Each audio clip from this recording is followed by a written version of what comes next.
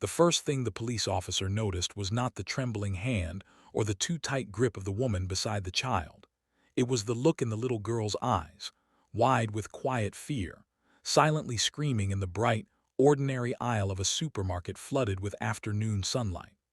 In a place filled with shopping carts, cheerful posters, and the hum of everyday life, something felt terribly wrong, and Officer Samir Malik felt it before he fully understood it.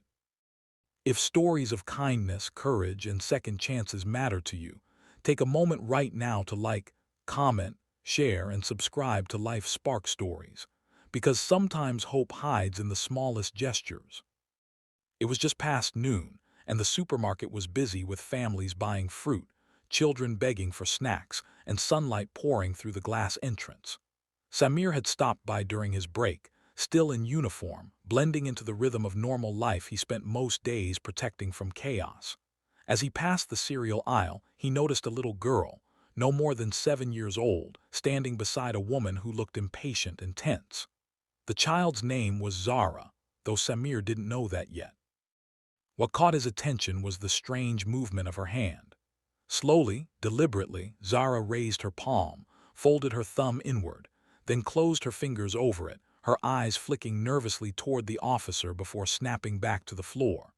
It was subtle, almost invisible to anyone not trained to see desperation, but Samir froze.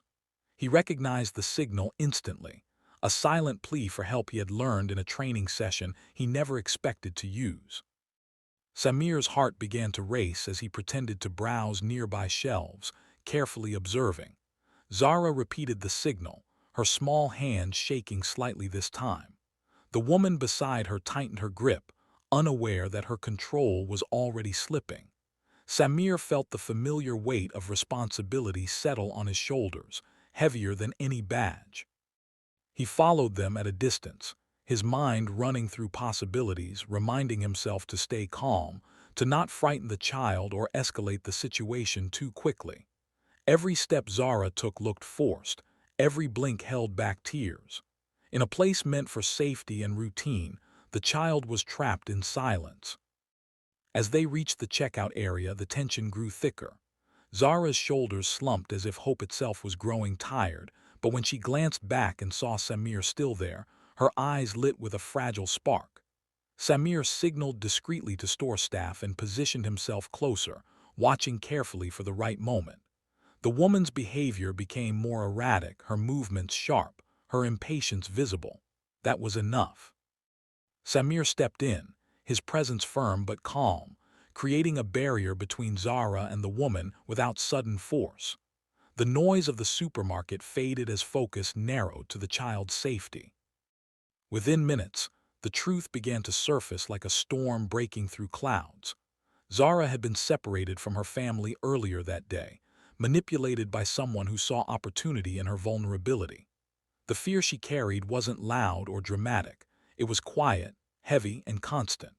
As authorities arrived and the woman was taken away, Zara finally broke down, her body shaking with the release of terror she had been holding inside for far too long.